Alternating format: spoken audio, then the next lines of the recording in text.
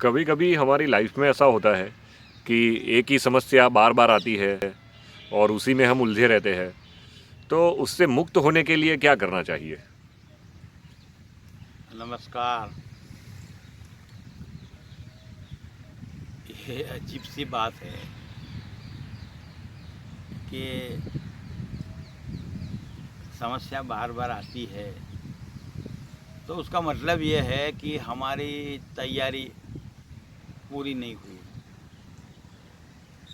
ऐसा कहा जाता है कि जीवन में जो जो हमारे सामने आता है, जो जो समस्या आती है, वो हमारा अनफिनिश्ड वर्क है।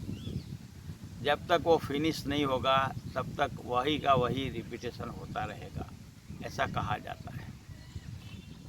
ये रही एक बात। दूसरी बात आपको बताऊं तो ऐसा है कि जीवन एक पाठशाला है, एक प्रयोगशाला है।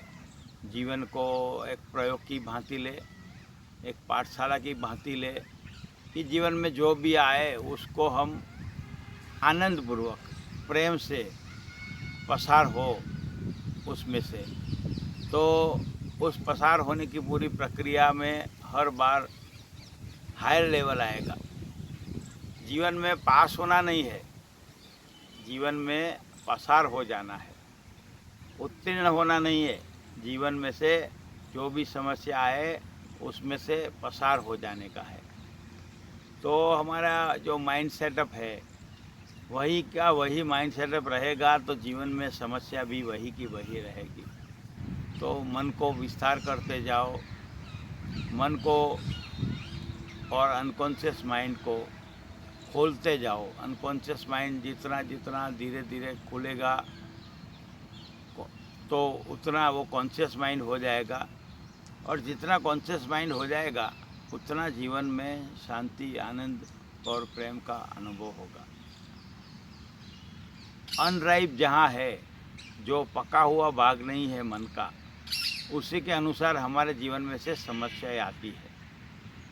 तो एक बात बहुत प्रेम से समझ लेने जैसी है कि हमारे भीतर में एक मैग्नेटिक पॉइंट है ब्रेन सिस्टम में।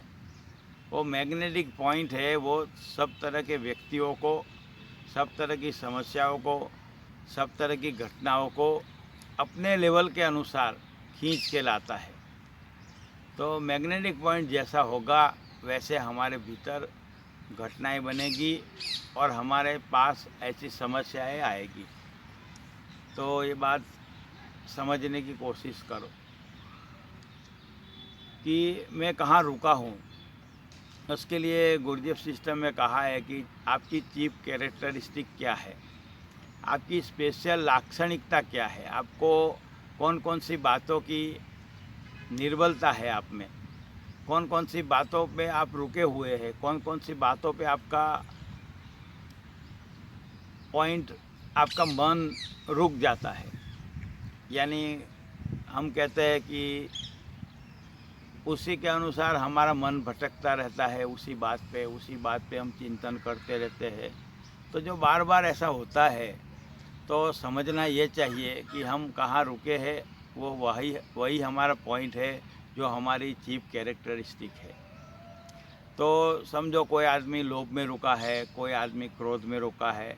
मेन 5-6 बातें हैं, काम, क्रोध, लोभ, मद, मोह, मत्सर, ऐसे 5-6 बातों का समस्या होता है।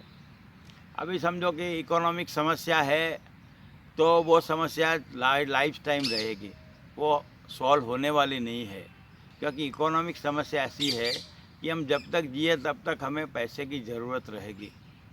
तो इकोनॉमिक समस्या अगर बार बार आए तो ऐसा मत समझो कि हमारी कोई गलती है। इकोनॉमिक समस्या बार बार इसीलिए आती है कि हम कितना भी कमाए, लाइफ का एडजस्टमेंट ही ऐसा है कि हर महीने पैसे की ज़रूरत पड़ेगी, हर महीने खर्चा होगा ही।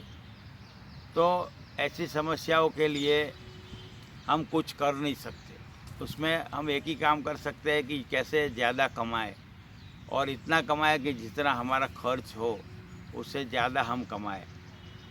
तो खर्च से ज़्यादा कमाना उपाय है, मगर वो समस्या का परमानेंट सॉल्यूशन नहीं है। हो सकता है दूसरे महीने खर्च से ज़्यादा कमाए हो तो समस्या इतनी बड़ी आ जाए कि नए पैसे की ज़्यादा पैसे की ज़रूरत पड़े। तो इतनी बात है। शरीर की बात यह है कि शरीर को श्रम दो, सम्यक खाना दो, सम्यक नींद दो। तो इस तरह की सिस्टम अगर आप समझोगे और उसके ऊपर प्रयोग करोगे और आप उसको सम्यक लाइफस्टाइल को आप जीवन में ला दोगे तो आपके जीवन में से पीड़ाएँ चली जाएगी और वो समस्याओं का रिपीटेशन नहीं होगा। इमोशनल समस्या है, जैसे कि कोई आदमी है किसी व्यक्ति के पीछे पड़ जाए, यानी एक लड़का है एक लड़की के पीछे पड़ जाए और उसको लालच में ऐसा रहे और ऐसे दुखी हो जाए, इमोशनल हो जाए, तो जीवन में दुख आएगा ही। तो जीवन में संबंधों के लिए सहज होना चाहिए कि जो मेरे नसीब में होगा वही लड़की से शादी होगी, ये जो मेरी गर्लफ्रेंड है वो मेरे नसीब में होगी तो ही मुझे मिलेगी। इस तरह की बात को आप समझो कि मेरे लिए जो ज़रूरी है वो मुझे मिलेगा ही। ऐसी कहावत है कि मेरो है सो जावेगो नहीं, जो जावेगो सो मेरो नहीं। यानी जो मेरा है वो जाएगा नहीं, कहीं ना कहीं से मुझे मिल जाएगा, और जो मेरा नहीं है वो रुकेगा नहीं, और होगा तो आएगा तो भी वो मेरे पास से चला जाएगा। तो इस तरह की बात को समझ ले कि शरीर की, मन की और इमोशन की समस्या कैसी है, किस तरह से आती है, उसका ऑब्जर्वेशन करें। हो सके तो उसका लिस्ट बनाए, उसमें प्रायोरिटी रखे। इस तरह से आप देखते रहेंगे तो आपको परिणाम मिलेगा। और उपाय है, सक्रिय ध्यान करोगे तो आपका लेवल ऑफ बीइंग ऊपर आएगा, हाइट पर जाएगा। तो आपकी समस्याओं पे से आपका लेवल अगर अप हो गया तो समस्या आपको टच नहीं कर सकेगी। यानी वो समस्या वही की वही है तो भी उसके लिए आपको आपके भीतर कोई इतनी नाराज़गी नहीं होगी। खुशी से आप समस्याओं को ऑब्जर्व करेंगे, फिर उसका उपाय करेंगे और धीरे धीरे उसमें से मुक्त हो जाएंगे। रिफाइनिंग कसरत करोगे तो भी यही रिजल्ट आएगा। तो योग या ध्यान से आप प्रयास करते रहोगे तो एक दिन ऐसा आएगा कि सारी समस्या विदा हो गई। हम शुद्ध मात्र चैतन्य थे और शुद्ध मात्र चैतन्य रह गए। तो शुद्ध चैतन्य की स्थिति जो है उसके आगे बादल आते रहते हैं, सुख दुख के, चिंता के, इच्छाओं के सारे बादल आते रहते हैं। ऑब्जर्व करते रहे और उसके लिए सम्यक प्रयास करें तो धीरे धीरे वो समस्याएं चली जाएगी। और ये भी बात समझ लेने जैसी है कि जीवन में समस्या आएगी ही नहीं, ऐसा कभी मत सोचना। समस्या तो आएगी ही, कुछ भी करो समस्या रहेगी और वक्त के होते होते समस्या चली जाएगी।